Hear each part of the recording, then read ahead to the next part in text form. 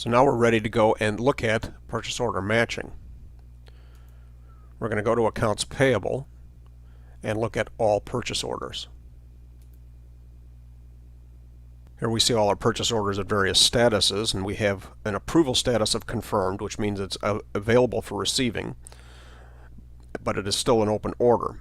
And that means that either some or all of the order is still open.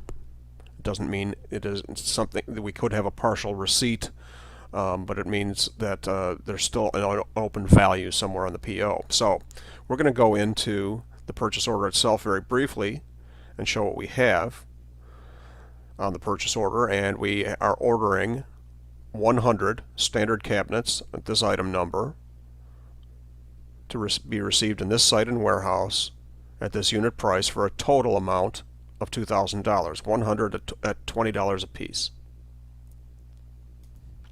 What I'm going to do on this one is try to invoice it, even though I haven't yet received it, so we can see what error is generated.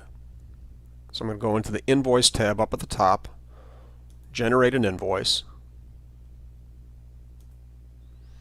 and we can see no lines came through. So we didn't find anything to show here, shows on the bottom, meaning in other words, there's nothing to invoice. And the reason there's nothing to invoice is we haven't received it yet. And since we're requiring three-way matching, that means this is not going to be possible to process any further. So I'm going to delete this invoice header.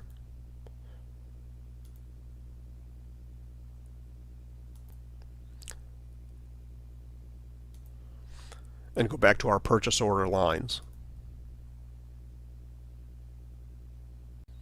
On that empty invoice header that we saw, we also had a match status viewable that said the match status failed because there's nothing to match. We're going to see that field after we do receive. And we are going to go and receive against this purchase order right now. So I'm going to go into receiving, go into product receipt. I'm going to enter in a product receipt amount or a product receipt number that I'm just assigning myself. And then I'm going to go in and it's going to say it's going to receive against the order quantity. Receiving is covered in much detail in the trade and logistics courses. And we're just going to click OK to receive this product.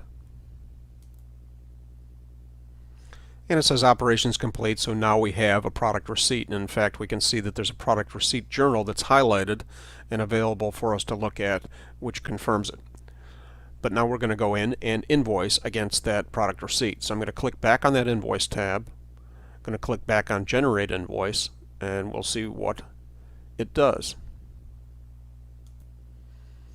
And here is then it does bring in our line item, and it did bring in all 100 units, so that was the initial receipt on this with the correct price and line net amount. We have a match status value here which says match status is not performed. So what we can do is let's go to match products receipts up at the top, and we can see that it does match that receipt. So it did check it off and it matched it automatically. And so let's click OK on that if we don't want to make any changes. And we can update our match status then. And it says now the match status is passed. So we have a three-way match at this point. Now if we didn't have any changes at all, and we're going to accept it as is and say, yeah, everything's wonderful, that we've gotten our amounts and it matches the paper invoice that we got from the vendor, we can then process it completely. But what we would have to do before doing that is we do have to give it an invoice number, which is the vendor's invoice number. That is a requirement. So I'm just going to make one up here. I can put in a description. I'll just say cabinets. And I do want to give it an invoice date, which is the physical date on that vendor invoice. So I'll say that was back to August 9th.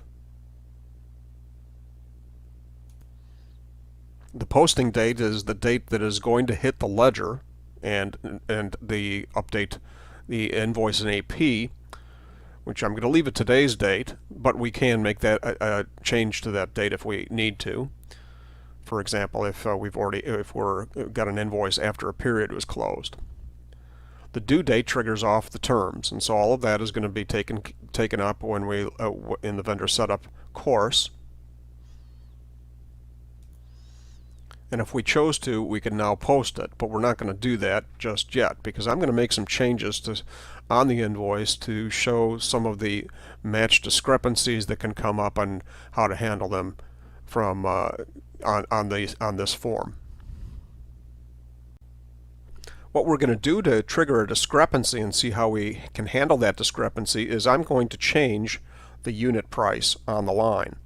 If I change this to 21 or less, or to 19, it would be within the 5% tolerance that we had set up. But I'm going to change this to more than that. I'm going to change this to $22. We'll say that the invoice came in as $22, which is different from the price that was on the purchase order. I'm then going to update my match status. Now I can see that my match status has failed, and the reason it's failed is because of that price tolerance. So with a match status of failed, or any status really, we can review what the discrepancy is by going into the Review tab and clicking Matching Details. So in the Matching Details, I can see that my unit price here says $22. I actually can change it here too, if I want to, and it'll change it on the lines. And that my purchase order said $20, and so that's our matching difference is between the price and on the purchase order and the price on the invoice. So we viewed our matching details at the header level. We'll also see that there are matching details at the line level, but we can see also that our match status went back to not performed again. And we might decide that is not something we want to necessarily have to update manually all the time. So I'm going to go back and look back at the parameters that we looked at before to see if there is a way that we can make that automatic. And of course there is. So I'm going to go to Accounts Payable Parameters again, go back to my invoice validation, and this time I'm going to turn on Automatically Update Invoice Header Status. So as it may lead to lower performance during the invoice vendor data entry, but maybe that's going to be a minor consideration. And I think that's an important thing to point out, that there is a number of different things in the parameters that can govern how our invoice matching processing works. And back in the invoice now, just from changing that, we have a match status of failed. So now it is automatically doing the match status update for us, and we can even see that button is gone from the top of the screen. Now you can also look at the match totals on the invoice lines as well, the matching details. And what we see here then is we have the details of our matching differences up here. But we notice it says the match status was not performed. And the reason for that is because that's how we set it up in our parameters to not do that. What we set up to look at was the amount totals on the invoice, and so that would be what has triggered the matching difference and the failure of the match. And so where can we check that? Well, it's not here, and it's not in quantity because we didn't tell it to do that either. I mean, actually the quantity is not different in the first place, but the invoice totals does show it's failed. So those parameters can give you a lot of different types of results depending on how you set them up. In this case, they probably would have failed no matter what we did, because of if we have a 5% tolerance, whether on the price line or on the total, it was still going to be the tolerance. But it gives you an idea that you have a lot of flexibility in how you do your setup of the system and how you want to perform your matching. So this one did fail because of the amount status. The amount of the invoice was over 5% difference from what was on the purchase order. Now we won't be able to process this invoice because we said it required an approval. What we can do is we can put it on hold also to even if it did require, even if it didn't require an approval until somebody comes in, and that's the status invoice status details we have here. Or we can go in and say, no, well, let's do the approval. Could be a different person who does the approving, probably will be in fact. I'm going to go back into the matching details, and in this case we see we do have an approval button here. I'm going to say we're going to approve the poaching with matching discrepancies is what this cut off there, and it's going to show the date and time of the approval, and the approver it's going to add is going to be me. I'm going to be logged in as the approver, and I can put in a comment. I'll just say match approved. And once it's approved, we're now going to be able to post the invoice normally.